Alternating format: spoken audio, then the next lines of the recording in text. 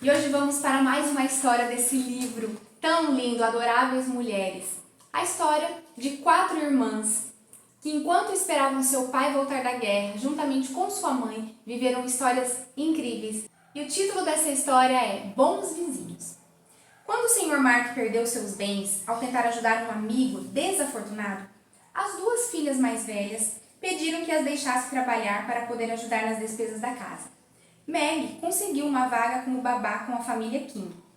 Para ela, era mais difícil ser pobre do que para as outras irmãs, porque se lembrava de um tempo em que sua casa era linda e eles não passavam nenhuma necessidade.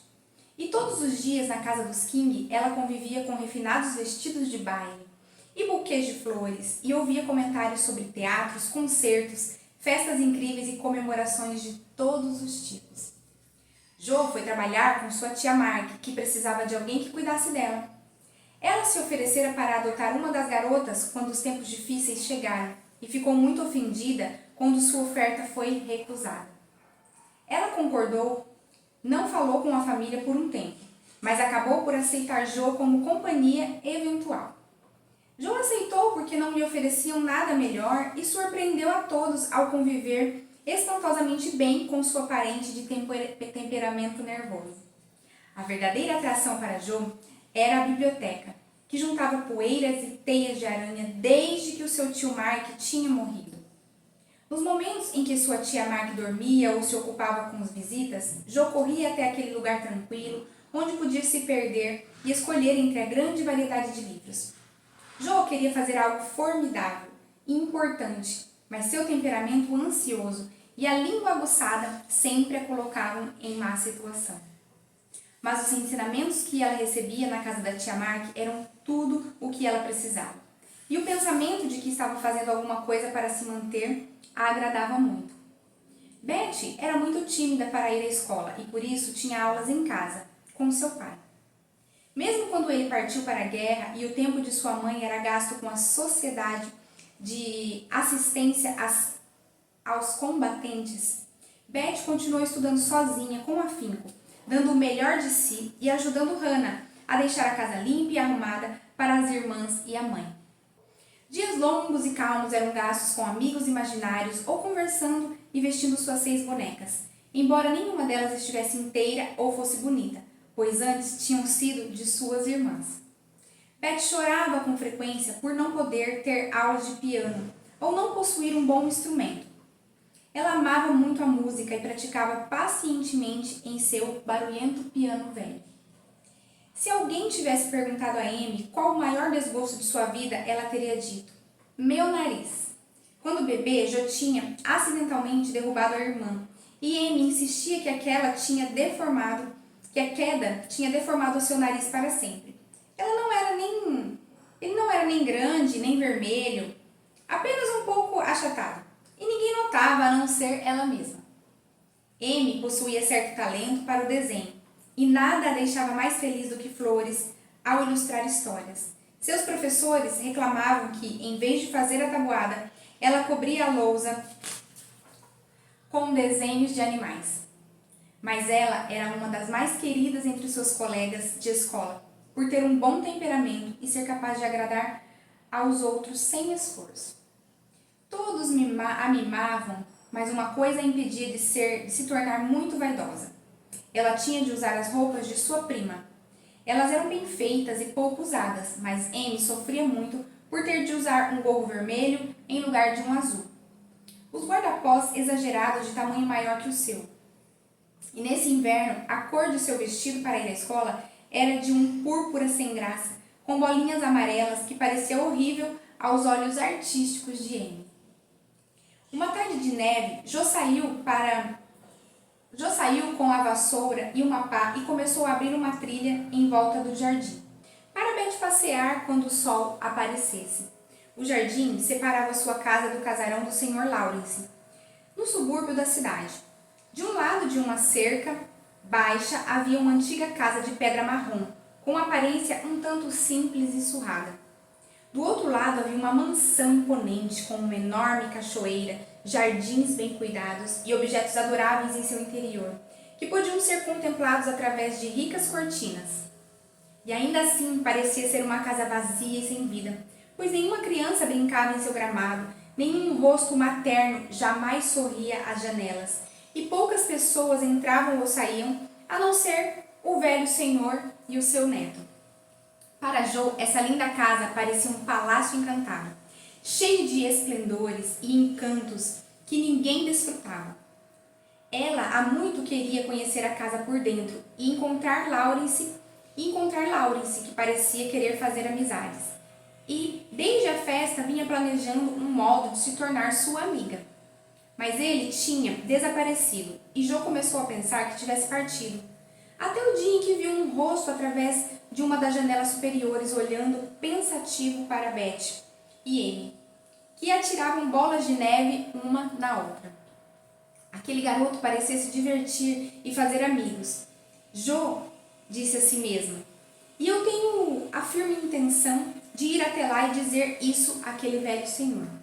O plano de ir até lá não tinha sido esquecido, e naquela tarde de nevasca, Jo pretendia checar o que podia ser feito. Ela viu o Sr. Lawrence sair da casa e então cavou um caminho entre a neve até a cerca e parou para olhar. Estava tudo quieto na casa, as cortinas estavam fechadas nas janelas de baixo e os criados não podiam ser vistos. Mas uma cabeça com cachos negros se apoiava sobre uma mão delicada na janela mais acima. Jo atirou um punhado de neve macia contra a janela. Imediatamente aquele rosto abriu um sorriso. Jo balançou sua vassoura e gritou: "Como vai? Você está doente?" Laurie abriu a janela e balbuciou: "Melhor, obrigado. Eu tive gripe e fiquei trancado por uma semana." "Sinto muito. O que você faz para passar o tempo?" "Nada. É tudo muito chato por aqui," ele disse. "Você não lê?" "Não muito. Eles não me deixam." "Ninguém pode ler para você?" "Meu avô às vezes lê, mas meus livros não me interessam." "Então peça para alguém vir visitar você," disse Jo. "Eu não conheço ninguém." Você nos conhece," propôs Jo, e depois riu e se deteve. "É verdade, eu as conheço," exclamou Laurie. "Você virá, por favor?" "Eu irei se minha mãe deixar," disse Jo. "Vou pedir a ela. Feche a janela. Como um bom menino, espere até eu voltar." Jo colocou a vassoura sobre o ombro e caminhou até sua casa. Laurie estava empolgado com a ideia de receber uma visita e começou a se preparar. Penteou os cabelos, colocou um colarinho novo e tentou arrumar o quarto. Em instantes, a campainha tocou e uma voz perguntou pelo Sr. Laurie. Logo, uma criada, surpresa, subia as escadas correndo para anunciar a presença de uma jovem senhorita. "Faça-a subir, é a senhorita Jo," disse Laurie. Minutos mais tarde, Jo apareceu carregando uma travessa coberta com uma das mãos e os 3 gatinhos de Beth na outra. "Mamãe manda saudações," ela disse. "Maggie queria que eu trouxesse alguns de seus manjares brancos e Beth achou que seus gatos o agradariam." "Eu sabia que você ia achar engraçado, mas não pude recusar."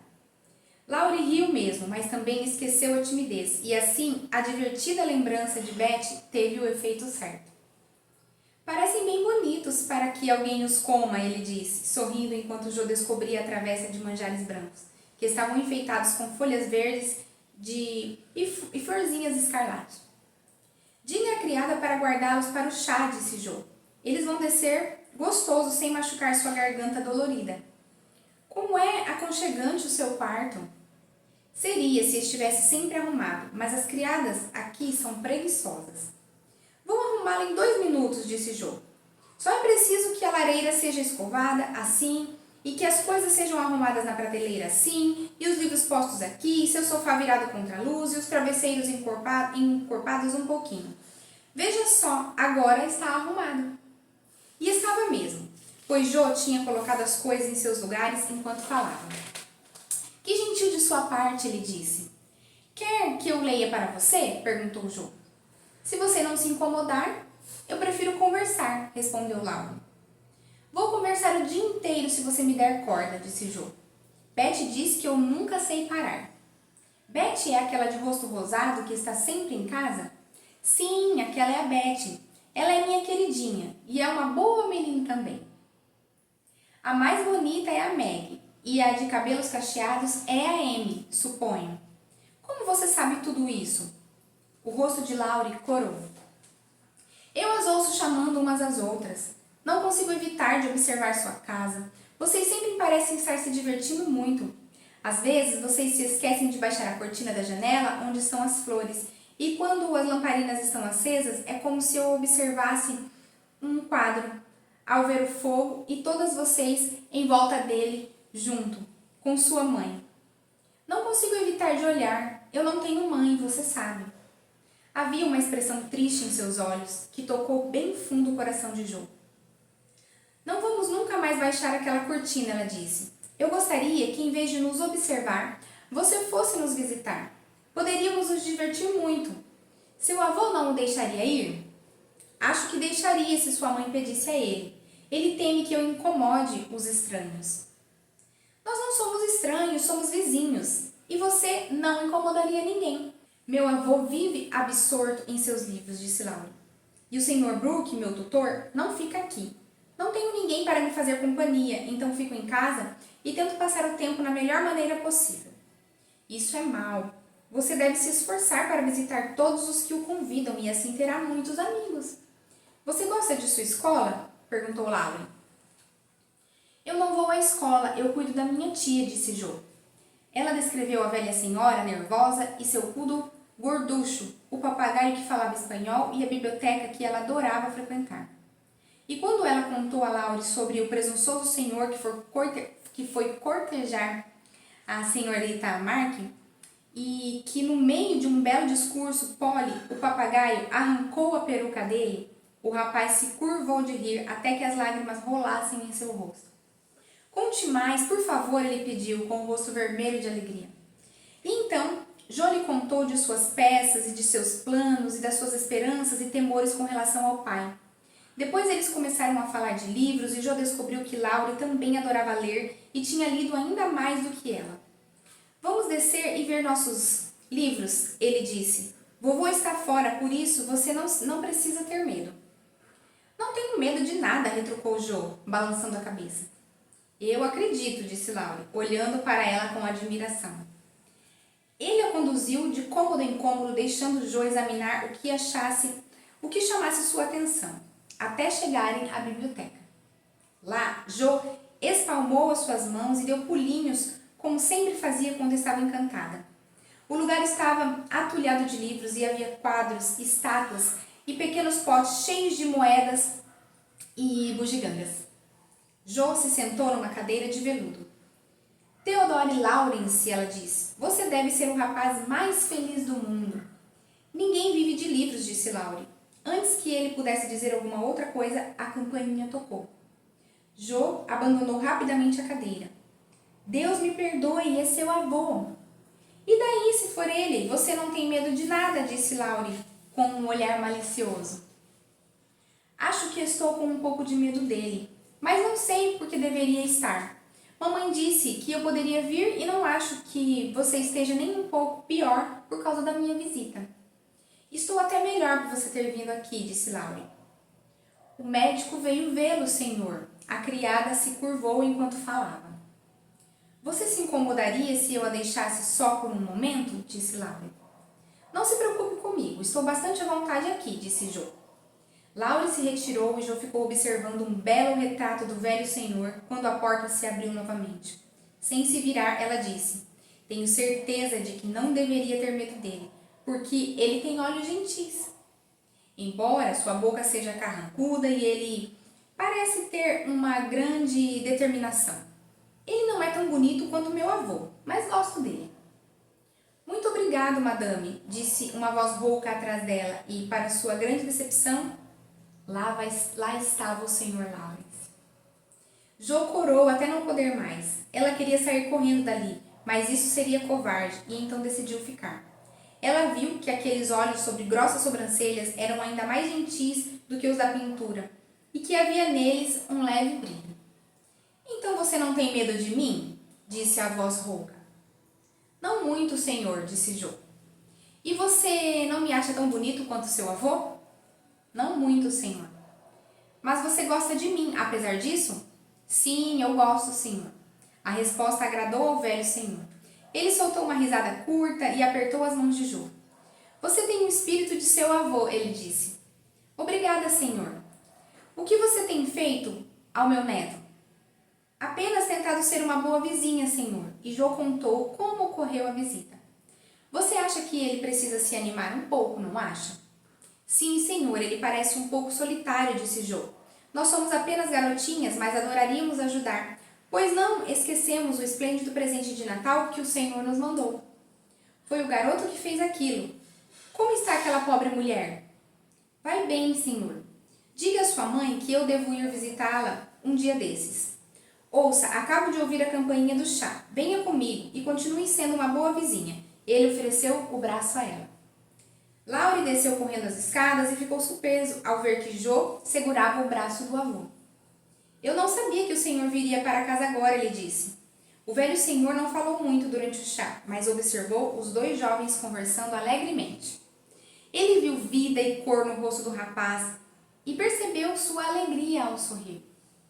Ela está certa, ele pensou. O rapaz está solitário, vou ver o que essas meninas podem fazer por ele. Após o chá, Laurie levou Jô até a estufa e apanhou algumas flores. Por favor, dê essas flores à sua mãe, ele disse, e diga a ela que gostei muito do remédio que você me enviou. Eles encontraram o Sr. Lawrence na sala de estar e Jô logo ficou interessada no grande piano aberto que havia lá. Você toca? Ela perguntou a Laurie. Às vezes, ele respondeu modestamente. Por favor, toque agora, eu quero ouvir para poder contar a Beth. Então Laurie tocou enquanto Jô escutava com atenção. Ela desejou que Beth pudesse ouvi-lo, mas não disse isso a ele, somente o elogiou até que seu avô disse. Já basta, minha jovem, sua música não é ruim, mas espero que ele vá tão bem assim em outros assuntos mais importantes. Já vai agora? Bem, espero que volte em breve. Boa noite, doutora Jô. Ele apertou sua mão com gentileza, mas parecia que algo não lhe agradava. Quando eles estavam no saguão, Jô perguntou a Laurie se ela havia dito algo errado. Não, disse Laurie. Fui eu, ele não gosta de me ouvir tocar. Por que não? Eu conto a você algum dia. Você vai voltar, eu espero. Se você prometer vir nos visitar quando eu estiver melhor. Eu irei. Boa noite, Laurie. Boa noite, Jô. Boa noite. Quando Jô falou de sua façanha, cada membro da família teve vontade de visitar o casarão. A senhora Mark queria conversar com o velho sobre o seu pai, a quem ele não tinha esquecido. Meg sonhava em andar na estufa. Beth suspirou pelo grande piano e Amy estava ansiosa para ver os belos quadros e estátuas. Mãe, por que o Sr. Lawrence não gostou de ouvir Laurie tocar? Perguntou Jô. Acho que foi porque o pai de Laurie se casou com uma italiana, uma musicista, que não agradava ao velho senhor. Ele não gostava dela e não viu mais o filho depois que eles se casaram. Ambos faleceram quando Laurie era pequeno, então seu avô o trouxe para casa. O garoto nasceu na Itália, mas não é muito forte e o velho tem medo de perdê-lo. O amor de Laurie pela música vem de sua mãe, mas suponho que seu avô tenha medo que ele talvez queira ser músico. Que bobagem, disse Jô. Deixem-no ser músico se quiser. Não o mandem para a faculdade se ele detesta ir. Mamãe, ele pode vir nos visitar, não pode? Sim, Jô, disse sua mãe. Seu pequeno amigo será bem-vindo. E até a próxima história.